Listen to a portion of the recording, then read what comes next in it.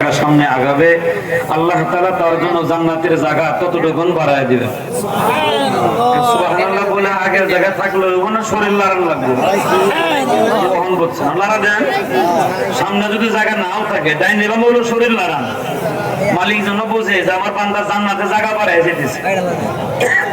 আলহামদুলিল্লাহ, অনেকে উঠেই পড়ছে জায়গায় বাড়ায় ভাই। আলহামদুলিল্লাহ ভাই, আওয়াজ আরেকটু বসো, বসে পড়ে ভাই, যে যেখানে জায়গা পাইছি বসে পড়ে, সবাই বসে পড়ে।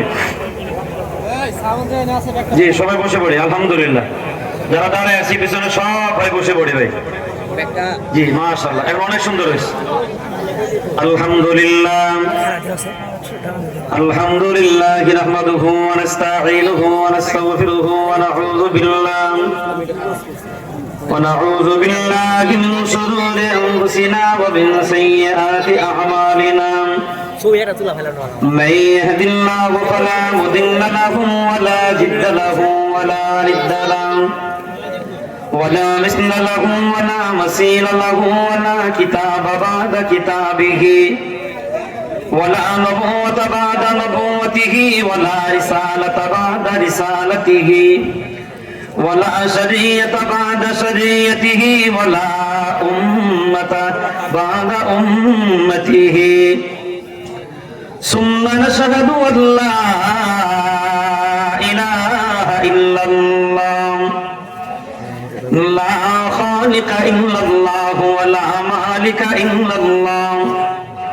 ولا حبيب إلا الله ولا منيب إلا الله ولا رازق إلا الله ثم نشهد أن سيدنا وسندنا وملجأنا ومأوانا وأنورنا محمدا عبده ورسوله الذي أرسله بالحق بشيرا ونذيرا وداعيا إلى الله بإذنه وسراجا منيرا أما بعد فأعوذ بالله من الشيطان الرجيم بسم الله الرحمن الرحيم ومن يتوكل على الله فهو حسبه صدقت يا رب العالمين قال النبي صلى الله عليه وسلم لو أنكم توكلتم على الله حق توكله لرزقكم الله كما يرزق الطير تغدو خماسا وتروح بطانا أو كما قال النبي صلى الله عليه وسلم اللهم صل على سيدنا محمد وعلى آل محمد كما صليت على إبراهيم وعلى آل إبراهيم إنك حميد مجيد اللهم بارك على محمد وعلى آل محمد كما باركت على إبراهيم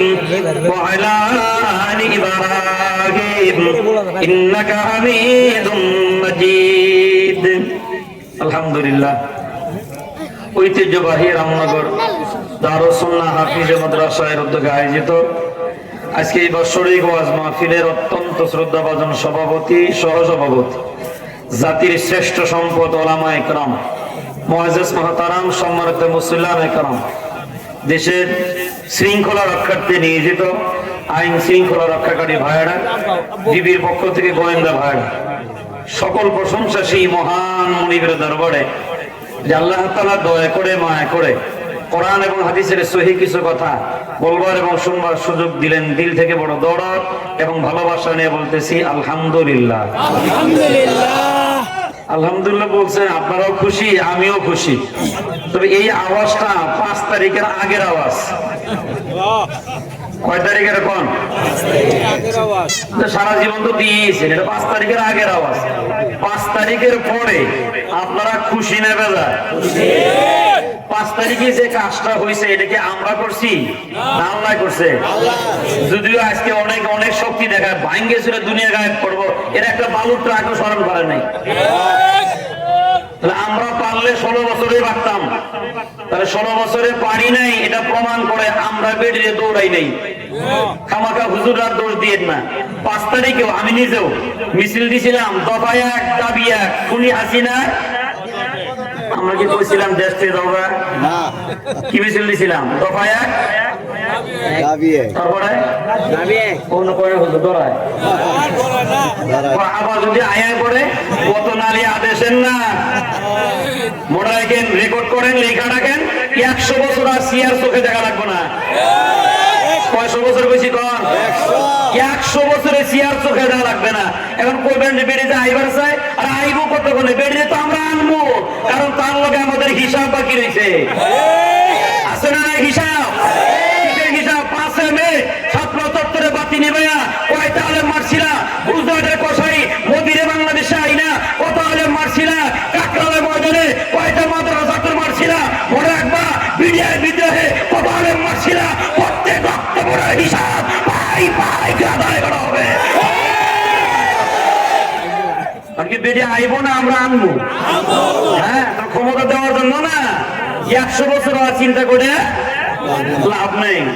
কারণ ইতিহাস প্রমাণ করে ফিরআউন, হামান, নমরুদ, কারুন, সাদ্দাত, আবু জাহেল, উতবা, সাইবা, নজর ইবনে হারিস, ওয়ালিদ ইবনে মুগীরা প্রত্যেকই জালেম ছিল। পতন হওয়ার পর আর সিয়ার 10টা নাম কইছি, 10টা। তাহলে 10 জালেমের পতন হওয়ার পরে যদি সিয়ার না পায়, নতুন কেউ যদি জালেম হয়, একবার সিয়ারের দিকে নামলে জীবন আর সিয়ারের স্বপ্ন দেখে না নাই, নাই তো না। মন খুলে কোন 5 তারিখে মিছিল ছিল, দফা 1 দাবি 1। এইবার তাও অনেকে কয় না, যদি রেকর্ড হয়েই যায় দুর্বল। হ্যাঁ, মিছিল দিলাম দফা 1 দাবি 1, শেখ হাসিনার পদত্যাগ। একবার কই নাই যে দেশ ছেড়ে যাওগা, কিন্তু মহান মালিক আমাদের দিকে নজর কইরা এত মায়া আর মহব্বত দেখাইলেন। এ বাঙালি, তোরা তো বোকা রে, 16 বছর বউ নিয়ে ঘুমাইতে পারো নাই, মামলা হামলায় রাস্তাঘাটে ঘুরতে পারো নাই, আর কখনো বেডির পদত্যাগ চাও? পদত্যাগ করলে তো বেডি দেশেই থাকলো। তোরা চাইলে পদত্যাগ, আমি করলাম। আল্লাহ করছে না আমরা করছি? আমরা দোষ দিয়ে না, আল্লাহর হস্তে কইলাম, বেডিরা আমরা দৌড়াই নাই, আমরা শুধু পদত্যাগ চাইছিলাম, মালিক করছে দেশ। আর আমরা কইছে এই দেশে জঙ্গিবাদের জায়গা নাই। তখন আমরা গতবার তার আগে কথা বলছিলাম, দিল্লি যাদের মামু বাড়ি টোপলা গোছাও তাড়াতাড়ি, তখন কই গেছে দিল্লি। তারা স্লোগান আমাদেরটাই ঠিক আছে। মনে রাখবেন, আজকে অনেকে বিভিন্ন বক্তব্য দিচ্ছে আর বলে আমরা ক্ষমতায় গেলে রাত দেবী মাইক বাজায়া শব্দ দূষণ করতে দিব না। তুমিও ভালো করে শুনে রেখো, এই বক্তব্য আগে দিছে যারা, তাদের যে পরিণাম হয়েছে, কোরআন বিরোধী বক্তব্য দিলে বর্তমান যারা, এদের কি পরিণাম হবে? মনে রাখবেন, এক সময় আমরা না থাকলেও আমার জন্মের আগে যেমন কোরআন ছিল, এখন আমার জন্ম হয়েছে, কোরআন আছে। এক সময় আমি পৃথিবীতে না থাকলেও কোরআন কেন? চন্দ্র সূর্য বানাইছেন যিনি, কোরআন নাজিল করছেন তিনি।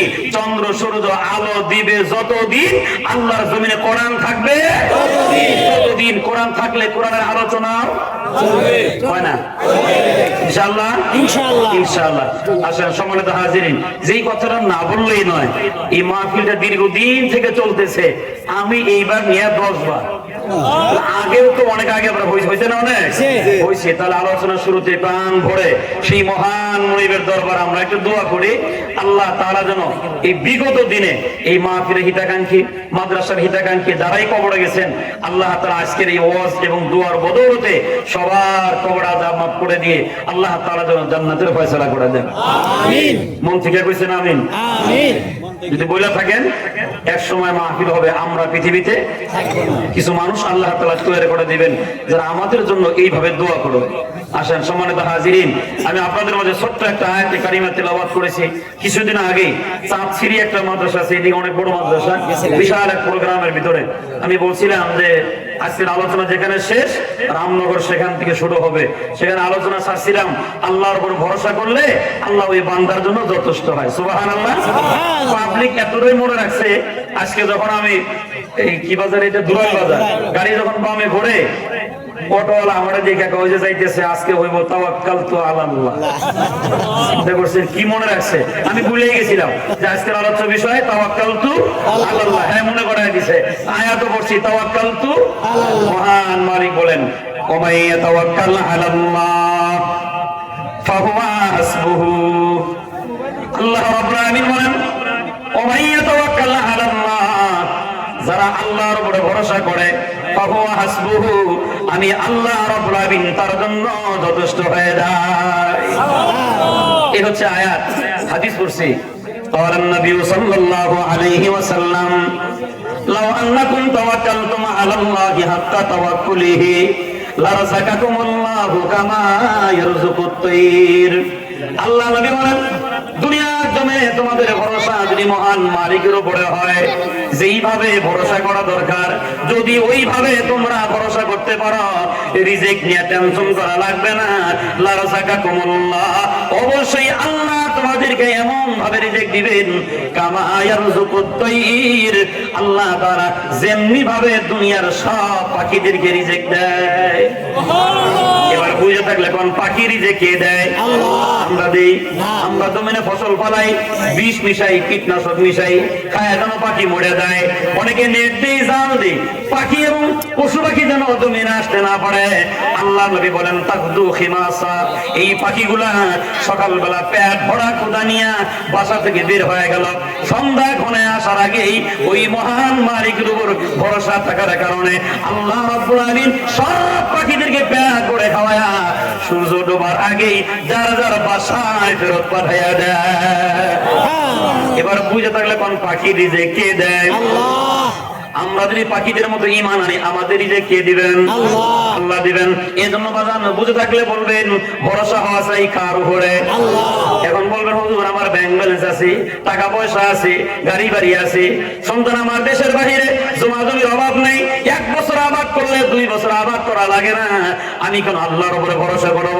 এটার একটা জবাব নিয়ে যান বাবা। মনে রাখবেন, ধন সম্পদ ছেলে মেয়ে এই পৃথিবীর জমিনে একটাও আমার আপন না।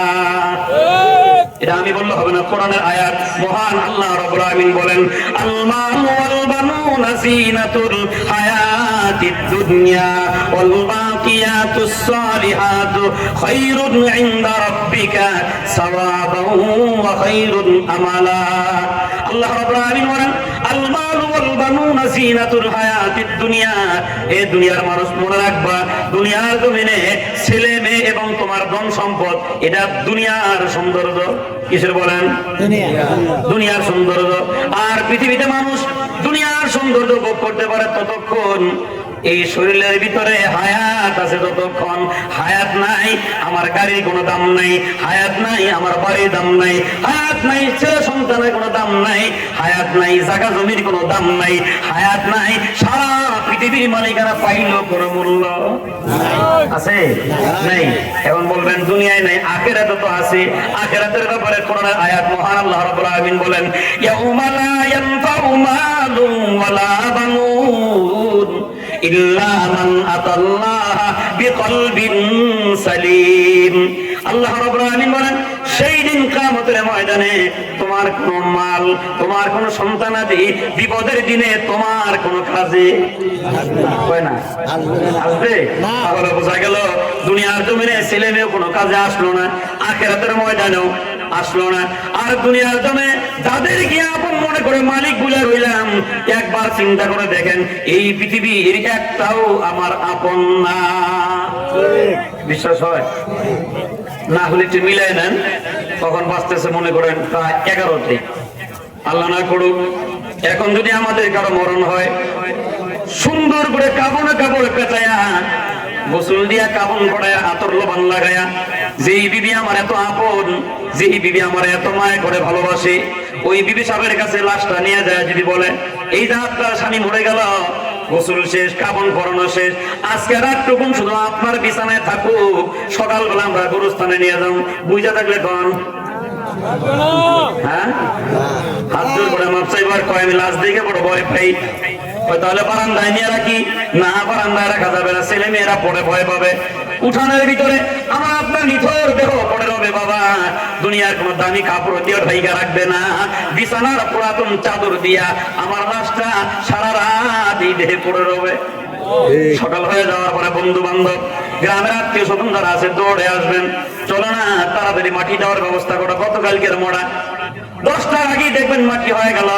ঘরের ভিতরে আমার যেই বউ একটা দুইটা বাচ্চা হওয়ার পর তার শ্বশুর ভাই, আমার শ্বশুর বাড়ির লোকেরা এসে বলবে ছোট্ট মাইয়াটা বিয়ে দিলাম, এত বড় সব ডাকতে পারবো না, মাটি হয়ে গেছে, আমরা ওরা আমার বড় বাড়ি নিয়ে যাই। শুনতেছেন? মনোযোগ আছে? নিয়ে গেল তাদের মিয়া, নিয়ে কি করবে? ফ্যামিলির চাপে হোক, আত্মীয় স্বজনের চাপে হোক, গ্রামের চাপে হোক, সে দেখবেন আর একটা বিয়ে বসতে রাজি হবে। কেন? সমাজের মেয়েরা এসে বলবে তোর আছে এক বাচ্চা দিয়ে